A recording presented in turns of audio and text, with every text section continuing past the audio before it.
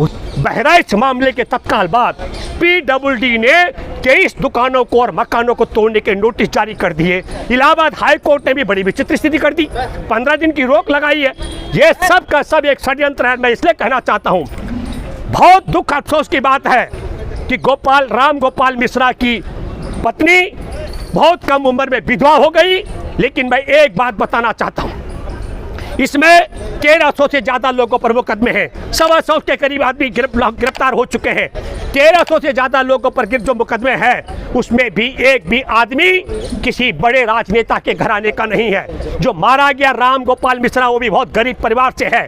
तब हमको आपको सोचना पड़ेगा मेरे प्यारे देशवासियों, जब राम गोपाल मिश्रा की हत्या होती है तो उस हत्या के बाद उस हत्या के बदले में किस पार्टी को फायदा होने वाला है? उसी पार्टी को फायदा होने वाला है। राम गोपाल मिश्रा की हत्या के बाद जो पार्टी सत्ता में है, जिसके इशारे पर जानबूझ करके वहां पर मुसलमानों के घर पर इस प्रकार का हल्ला बोला गया और वोट के लिए एक तरफ राम गोपाल मिश्रा की हत्या और दूसरी तरफ 23 घरों पर बुलडोजर चलाने का षड्यंत्र भी योगी सरकार कर रही है। आज सुप्रीम कोर्ट देखो क्या निर्णय लेता है। लेकिन मैं व्यक्तिगत तौर पर यह मानता हूं कि चुनाव 20 नवंबर के वोटिंग से पहले कोई ऐसा नहीं होना चाहिए। लेकिन बहुत चिंता की बात है, पूरे देश के अंदर मैं व्यक्तिगत तौर पर जनसंघर्ष वाहिनी के बिहाफ पर 3 दशक से ज़्यादा समय से शहर के दिल्ली के खासकर दिल्ली हाई कोर्ट के आदेश के बाद भी कॉलोनियों को बचाने की भूमिका में रहा हूँ। मैं ये बात इसलिए कहना चाहता हूँ कि जब शहर में गांव से व्यक्ति निकलता है तो अपना मकान सर पर लेके नहीं चलता है, उसे शहर में जाना होता है। रोजी रोटी के लिए रहने के लिए छत चाहिए होती है, और छत कहाँ से आएगी?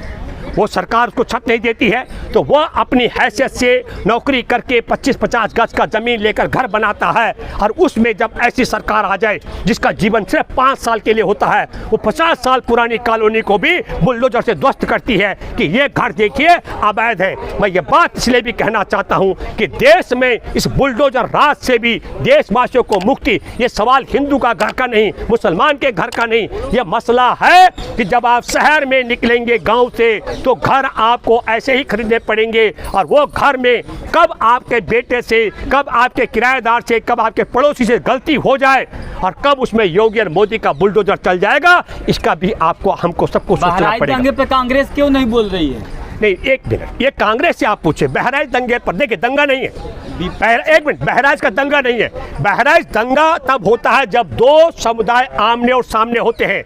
बहराइच का मामला बड़ा साफ है। दुर्गा विसर्जन मामले में राम गोपाल मिश्रा जुलूस में शामिल था, वो जाता है और सरफराज के घर पर ऊपर जब वो ग्रिल तोड़ता है, ग्रिल तोड़ने की बड़ी आवाज़ आती है, पूरा परिवार डरा हुआ था। उस परिवार में उसको लगा हमारी जिंदगी और मौत का सवाल है, उसने सुरक्षा में डर के मारे गोली चलाई है।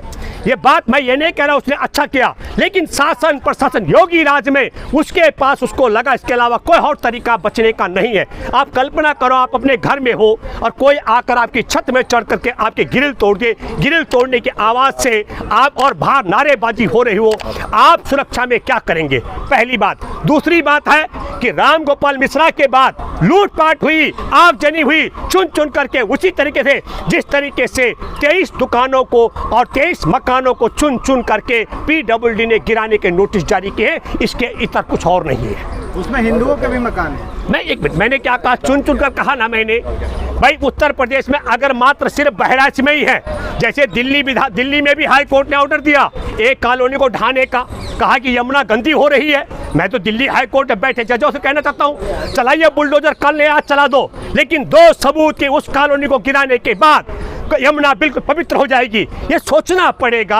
आप गरीब के घर गिराओगे, कहोगे कि यमुना को शुद्ध करना है, और यमुना और गंगा के शुद्धिकरण के नाम पर 2014 से नहीं, उससे पहले से योजना चल रही है। खरबों खरब रुपए ठिकाने लग गए पर शुद्धिकरण नहीं हुआ है। ये बात भी आपको और हमको सोचनी पड़ेगी।